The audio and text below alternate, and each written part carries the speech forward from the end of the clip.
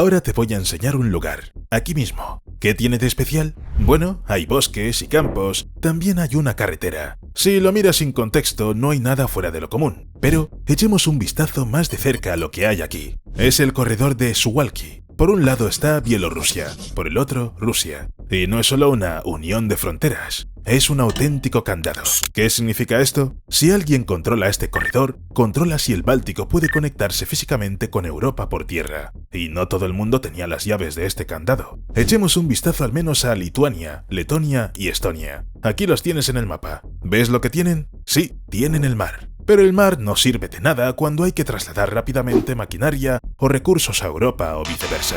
Ahora volvamos a ese mismo pedazo de tierra. Es la única conexión terrestre normal entre el Báltico y Europa. Y para abrir las puertas a estos países, Polonia tuvo que abrirse paso a través de la tierra justo aquí. El corredor de Suwalki pasó de ser un punto débil a convertirse en una arteria de transporte a través de la cual se puede realizar un tránsito rápido. Pero espera, aquí estaba Kaliningrado. Aquí está. ¿Qué tiene que ver con la nueva carretera? Rusia ve en ella la pérdida de control sobre toda una región. Los países bálticos las llaman salvación. Por fin han conseguido la llave del candado que llevaba muchos años cerrado. Pero, ¿cuál era el problema? ¿Por qué era necesario construir una nueva vía internacional? Ahora sabrás lo que está pasando allí. Los problemas del Báltico. Así pues, Polonia ha completado un proyecto de transporte que convierte el corredor de Suwalki en la clave del Báltico. Pero entonces surge una pregunta lógica. ¿Antes Lituania, Letonia y Estonia no tenían ninguna conexión terrestre normal con Europa? En realidad sí la tenían, pero con un problema. Si abres el mapa, todo parece casi perfecto. Aquí está la carretera E67, también conocida como Vía Báltica. Recorrémosla. La carretera se extiende casi como una columna vertebral, a través de Polonia, hacia Lituania, luego a Letonia, más allá a Estonia y hasta Tallinn. Formalmente esta es la principal línea terrestre que conecta el Báltico con Europa. Entonces, ¿cuál es el problema? No se escondía en algún lugar de Lituania o Estonia. El problema estaba en un solo lugar, en el tramo polaco, que es de hecho la puerta de entrada a la región báltica. Ahora te lo explicaré. Si toda la vía báltica es un corredor, Polonia ha sido durante muchos años su eslabón más débil. En lugar de una autopista, había carreteras nacionales normales de 2 carriles que atravesaban pueblos, suburbios y ciudades. Es decir, la conexión del Báltico con Europa pasaba por carreteras en las que cada 5 minutos te podías encontrar con un autobús escolar, un tractor y un semáforo. ¿De qué cargas pesadas se puede hablar cuando todo es tan lento? Y ahora imagina que esta carretera es la única vía terrestre. Es como si tuvieras un puente entre 2 países, pero con cruces y badenes. Formalmente el puente existe, pero estratégicamente parece que no tiene sentido. Y eso no es todo. Polonia se dio cuenta de repente de una cosa. La vía báltica debía adaptarse no solo al transporte de mercancías, sino también al traslado de fuerzas de la OTAN al Báltico, de forma rápida, masiva y en cualquier escenario. En resumen, había que resolver el problema. Y Polonia lo resolvió no con palabras, sino con hormigón. Esto es lo que ocurrió allí. La salvación polaca. ¿Cómo empezó todo? A principios de la década de 2010, Polonia comenzó a trabajar en la autopista S61, de unos 220 kilómetros de longitud, en el tramo de la vía báltica que va desde Ostrów-Mazowiecka hasta la frontera polaco-lituana, en la zona de Budzisko. En aquel momento el proyecto parecía modesto. No se trataba de la construcción de una autopista, sino de unos simples trazos a lápiz sobre un mapa. Un cruce aquí, una circunvalación allá. No se hablaba de construir rápidamente toda la ruta, pero la situación se estaba volviendo cada vez más tensa. El comercio entre los países bálticos y el resto de Europa ya estaba cobrando impulso en aquella época. Los camiones circulaban con mayor frecuencia, las rutas se alargaban y las pausas se encarecían. Y ahí fue cuando empezó lo más interesante. En algún momento quedó claro. El proyecto que se había puesto en marcha, pero avanzaba lentamente, no podía seguir en un estado de letargo. ¿Cómo reaccionó Polonia? La respuesta llegó a mediados de la década de 2010. Las obras se intensificaron notablemente. Comenzó la construcción de tramos separados, pero ya completos. A continuación se construyeron los segmentos clave de la ruta y el proyecto dejó de ser un conjunto de fragmentos. En 2020 la mayor parte de la ruta ya estaba lista, pero eso no fue suficiente. Sí, la carretera está realmente diseñada para un tráfico intenso y una alta carga. Sin embargo, nadie ha eliminado los límites de velocidad. Se pueden construir tantos carriles como se quiera, pero si el flujo se ralentiza, se pierde el sentido. ¿Y qué hay de la velocidad en la carretera renovada? Aquí los cambios se notan de inmediato. La nueva vía cumple con la norma clave para las autopistas en Polonia. La velocidad calculada alcanza los 110 km por hora. Y lo que es más importante, hay que reducirla con mucha menos frecuencia que antes. Pero no hay que olvidar el transporte militar. Para él, la carretera S61 era inicialmente tan importante como para el comercio. ¿Es capaz la nueva carretera de soportar el transporte masivo de la OTAN? Resulta que sí. Todo se debe al hormigón. Es un material muy resistente, y es precisamente con él con el que se ha pavimentado la mayor parte de la carretera. Esta solución permite que la carretera soporte cargas enormes. Para que lo entiendas, ahora la S61 puede soportar sin restricciones el tráfico de maquinaria militar pesada, para la que el asfalto se convierte rápidamente en un punto débil. En resumen, la nueva carretera es apta para todo. A finales de 2025, el tramo polaco de la S61 estaba completamente terminado y abierto al tráfico. El último tramo importante se puso en servicio en octubre de 2025, y fue precisamente este el que cerró la cadena. Por primera vez apareció una ruta rápida continua, que se extiende sin interrupciones hasta la frontera con Lituania. Y ahora surge la siguiente pregunta: ¿qué cambia realmente esta nueva ruta para Lituania, Letonia y Estonia en términos de dinero, logística y control de la región? La salvación de los países bálticos. ¿Qué es exactamente el nuevo tramo polaco de la S61? Es un eslabón clave de toda la ruta, Vía Báltica. Antes de su construcción, los países bálticos tenían una conexión formal con Europa, pero en realidad era como un puente mal ajustado. Parecía que existía, pero no se sabía con certeza si aguantaría el tráfico. Ahora, la realidad es otra. Míralo tú mismo. La S61 convierte a la Vía Báltica en la primera arteria rápida, continua y completa por la que Lituania, Letonia y Estonia pueden conectarse con la Unión Europea a través de Polonia. Y todo ello sin semáforos, sin antiguos tramos de 2 carriles y sin atascos. Para los países bálticos es una verdadera salida de la trampa logística. Pero, ¿qué pasa con el mar? Sí, existe, pero el mar no es una carretera. El mar depende del tiempo, de los horarios y, lo que es más importante, no resuelve los problemas cuando hay que entregar mercancías de forma rápida y precisa. La infraestructura terrestre hace justo lo contrario. Convierte al Báltico de la periferia de Europa en parte de la cadena de suministro europea. ¿Pero se ha beneficiado Polonia de ello? Sí, y no solo porque se ha convertido en un país de tránsito. Así es como funciona. En primer lugar, el flujo comercial entre el Báltico y Polonia simplemente se vuelve más denso, más estable y más barato. Esto significa automáticamente más suministros, más volumen de negocios y mayores beneficios para todos los nodos de la ruta. En segundo lugar, Polonia está impulsando toda una región que durante décadas se consideró un callejón sin salida. Echa un vistazo a este mapa. En rojo se destaca la región llamada Podlasie, y durante años se ha visto como una trampa para el transporte. El tránsito discurría por carreteras estrechas que atravesaban las ciudades, lo que provocaba atascos, accidentes y el constante malestar de los residentes locales. ¿Qué hace la S61 al respecto? Desvía el tráfico pesado hacia el exterior y convierte el tránsito en un proceso controlable. Y este es un aspecto que suele subestimarse. Para las empresas no es importante la carretera, sino la garantía de que la cadena de suministro no se interrumpirá mañana. Pero eso no es lo más interesante. A continuación viene la parte por la que Rusia percibe esta carretera como una amenaza. Ahora lo explicaré todo. La S61 cambia radicalmente el significado del corredor de Suwałki. Antes era un punto débil, capacidad limitada, carreteras que atravesaban pueblos. En un corredor así, incluso el desplazamiento de camiones se convierte en un problema, por lo que hablar de un traslado a gran escala de maquinaria suena casi cómico. Pero ahora ya no es una broma.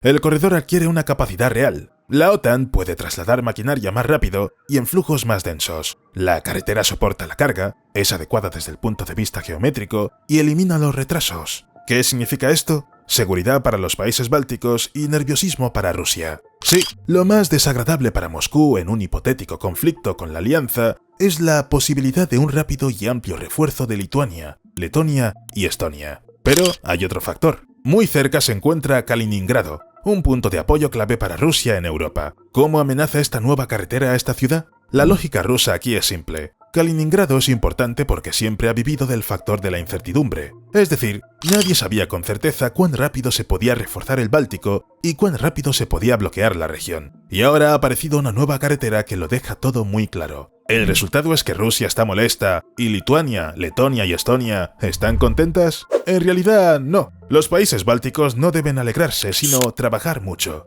Ahora entenderás de qué se trata. Polonia no lo hará todo. Comencemos por un tema que a los países bálticos no les gusta escuchar. Polonia critica con bastante frecuencia a sus vecinos bálticos e incluso afirma que socavan la seguridad de la OTAN. La formulación es dura y desagradable, pero detrás de ella no hay motivos políticos, sino logísticos. Porque Varsovia ha hecho lo más importante. Ha convertido el corredor de Suwałki de un punto débil en una entrada rápida. Pero más allá de esta entrada surge la pregunta, ¿qué ocurre al otro lado de la frontera? Si construyes una puerta y detrás de ella hay un montón de suciedad, ya no es un corredor, es una trampa. Si hablamos de Letonia y Estonia, allí el estado de la vía báltica parece mucho más problemático. En Letonia, la ruta E67 sigue siendo, en esencia, una carretera nacional. La reparan, cambian el pavimento, pero en la mayoría de los casos sigue siendo la misma carretera de 2 carriles que atraviesa poblaciones, cruces y semáforos. Y aquí surge el problema. Sobre el papel, la carretera es internacional y crucial, pero la sensación es como si no estuviera atravesando Europa, sino a través de una eterna reparación. Pero bueno, ¿qué pasa con los vecinos? En Estonia el panorama es un poco mejor, pero eso no lo salva. La línea principal desde Tallinn hacia el sur sigue siendo principalmente de 2 carriles. Rara vez se encuentran más carriles. Pero espera, si la vía báltica es tan importante para la economía y la seguridad, ¿por qué no cambia nada o se moderniza muy lentamente? La respuesta es muy prosaica e incluso desagradable. Prioridades equivocadas. El dinero se destina al mantenimiento de las carreteras, a proyectos urbanos, a la seguridad y a la construcción de ferrocarriles. Es decir, no se abandona la infraestructura, pero tampoco se integra en un todo. El resultado es una situación extraña. El corredor existe, pero no se ha llevado a un estado en el que realmente se pueda confiar. Por eso Varsovia está nerviosa. Míralo tú mismo. Polonia ha construido una puerta ideal hacia Europa, pero no puede obligar a sus vecinos a construir un corredor normal detrás de esa puerta. ¿A quién le va a gustar eso? Para ser justos, hay que decir que aún hay perspectivas. Es decir, existen proyectos de modernización, poco a poco se va consiguiendo dinero para el diseño y la ampliación. Y los planes no se han cancelado. Esta ruta es demasiado importante como para abandonarla sin más. La vía báltica se completará de todos modos. Pero, ¿de dónde viene tanta seguridad? Bueno, la gente ha tardado tanto en terminar los proyectos de infraestructura que algunos de ellos han durado 52 años, pero aún así se han completado. Terminar a cualquier precio. Entonces, ¿qué tiene que pasar para que la construcción de un proyecto se prolongue durante 52 años? Aquí tienes un ejemplo concreto. En 1960, los chinos se propusieron construir una carretera en el condado de Médoc, pero había un problema. El condado se encuentra en el Himalaya, y a partir de ese momento, la historia deja de ser sobre asfalto y excavadoras y empieza a parecerse a una crónica de supervivencia. En el trazado de la futura carretera se encontraron nada menos que 6 fallas geológicas activas. Los terremotos constantes son algo habitual aquí. Pero, ¿qué son los terremotos en las montañas? Son desprendimientos y la sensación de que la palabra seguridad no tiene sentido aquí. Hoy la ladera está en pie, mañana no existe. Hay que estar constantemente preparado para que algo se desprenda en algún lugar cercano tras la siguiente sacudida. Pero la lista de problemas no se limitaba a eso. Las montañas también son nevadas y lluvias torrenciales, y eso significa avalanchas y deslizamientos de tierra que una y otra vez arrasaban las secciones ya construidas. El paisaje bajo los pies de los trabajadores cambiaba más rápido de lo que podían acostumbrarse a él. A veces parecía que la carretera simplemente no quería aparecer allí. En tales condiciones, son inevitables situaciones verdaderamente catastróficas. ¿Hubo alguna durante la construcción de la carretera china? Por desgracia, sí. En 1975, potentes corrientes de lodo destruyeron los tramos ya construidos de la carretera. La maquinaria y los materiales tuvieron que abandonarse en los barrancos, ya que era físicamente imposible sacarlos de allí. En 1990, la carretera llegó por primera vez a Médoc. Parecía que al final estaba cerca, pero no. La naturaleza decidió lo contrario. Los desprendimientos y las avalanchas volvieron a destruir la carretera, como si la borraran del mapa. Y si parece que todo se debió únicamente a la fuerza de la naturaleza, no es así. Médoc se encuentra cerca del cañón del río Yarlung-Thangbo, uno de los lugares más singulares del planeta. Bosques tropicales, especies animales y vegetales raras, una enorme diversidad biológica. ¿Cómo construir una carretera sin destruir nada? La ruta se diseñó para evitar las zonas especialmente sensibles, no invadir los hábitats de especies raras y minimizar la intervención en el ecosistema. Se utilizaron mecanismos ecológicos de protección del suelo y las vías fluviales, y algunas secciones se elevaron sobre estribaciones o se desviaron para no romper los hábitats naturales de los animales. Por supuesto, había que controlar constantemente cada paso personalmente y luego informar a los superiores. ya que estas zonas son muy importantes al más alto nivel, por lo que había un control frenético por todas partes. Todo esto requería cálculos adicionales, acuerdos y soluciones de ingeniería, lo que hacía que la construcción fuera aún más complicada y larga. En resumen, ya lo entiendes. Los constructores tuvieron que lidiar con terremotos, avalanchas, deslizamientos de tierra y restricciones medioambientales. ¿Qué había que hacer para llevar a cabo este proyecto?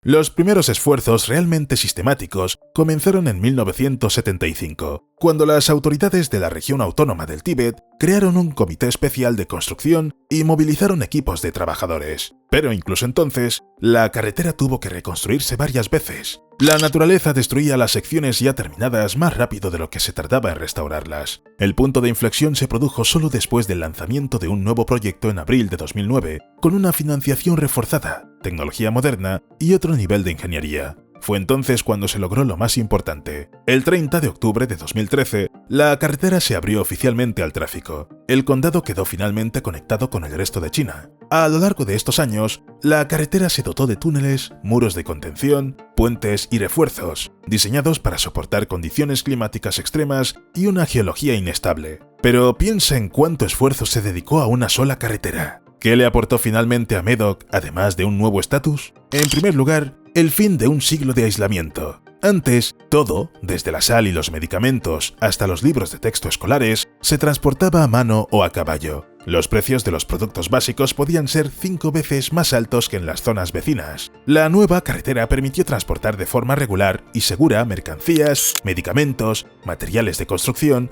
e incluso turistas. Miles de habitantes obtuvieron acceso a escuelas y hospitales en cuestión de horas, en lugar de días de viaje por peligrosos senderos. El comercio de frutas, que antes no tenía sentido exportar, se hizo realidad y aumentó los ingresos de las familias. Y junto con la carretera, llegaron a Médoc los cambios sociales. Las personas que habían crecido aisladas tuvieron la oportunidad de estudiar, trabajar y viajar, trayendo consigo nuevas ideas, habilidades y visiones del futuro. Pero no solo China es capaz de tales hazañas. Hay otro ejemplo de una carretera con un proceso de construcción muy complicado. Aquí hay muchas víctimas y un alto nivel de aislamiento. En general, pruebas continuas.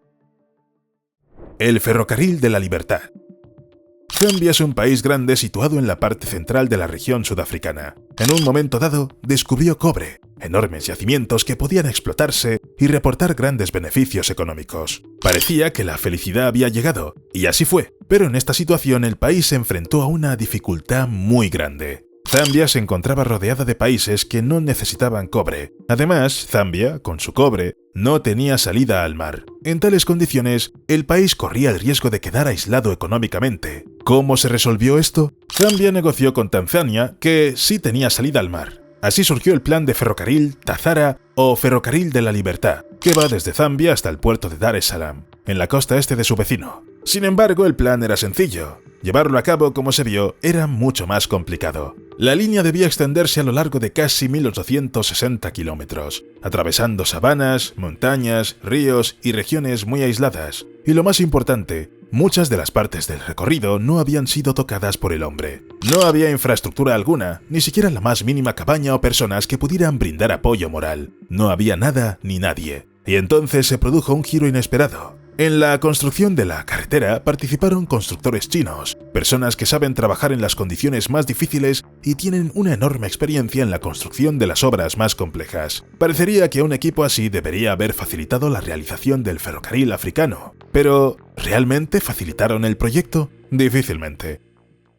Las condiciones resultaron ser tan difíciles que ni siquiera la experiencia china cambió la situación. Durante la temporada de lluvias, la tierra se convertía en un lodo viscoso y muchos tramos se volvían prácticamente intransitables. Los trabajadores chinos recordaban que a veces permanecían aislados del mundo exterior durante semanas. Las carreteras de suministro simplemente eran arrastradas por las lluvias y los deslizamientos de tierra, y no había ayuda que esperar. A veces la situación era realmente grave. La gente trabajaba sin acceso adecuado al agua potable y en ocasiones se veían obligados a beber agua de los charcos que quedaban en las huellas de los elefantes, simplemente porque no había otras fuentes cerca. ¿Era posible organizar al menos una asistencia médica adecuada en esas condiciones? Es evidente que la medicina era mínima. Uno de los trabajadores chinos murió tras la picadura de una avispa, no por la rareza del caso, sino porque en ese páramo no había posibilidad de prestar asistencia oportuna. Pero eso solo fue el principio. En estas circunstancias fue necesario extraer y trasladar unos 89 millones de metros cúbicos de tierra y rocas, construir 320 puentes, 22 túneles y más de 2.200 desagües para tender casi 2.000 kilómetros de vías férreas a través de un paisaje absolutamente impredecible.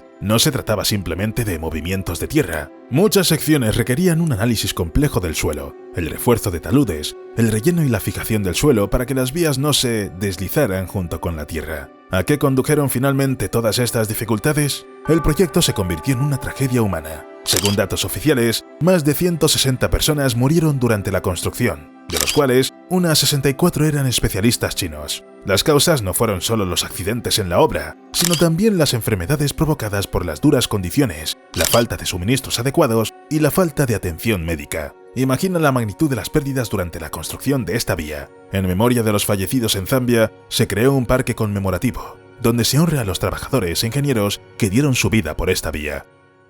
Con estos datos preliminares, el ferrocarril de Zambia parece un proyecto interminable, que se prolongó durante décadas. Pero con Tazara, todo salió de otra manera. Tenemos un proyecto construido entre 1970 y 1976. En total, unos 6 años, un plazo increíblemente corto para una obra con tantas dificultades naturales, técnicas y humanas. ¿Qué le ha aportado finalmente esta vía férrea a Zambia? Tras su puesta en funcionamiento, Tazara cambió la vida de 2 países a la vez. Zambia obtuvo un acceso directo al mar y la posibilidad de exportar cobre y otros recursos sin tener que recurrir a rutas alternativas a través de territorios políticamente inestables. El ferrocarril se convirtió no solo en una arteria económica, sino también en un símbolo de la cooperación entre Tanzania, Zambia y China. Aceleró el comercio de mercancías e hizo que el transporte de personas y mercancías fuera más rápido y seguro que nunca. Con el tiempo, Tazara ha fortalecido los vínculos entre las regiones, ha apoyado el desarrollo económico y se ha convertido en un símbolo cultural y un monumento viviente a la solidaridad internacional. Incluso décadas después, este ferrocarril sigue siendo un importante corredor de transporte,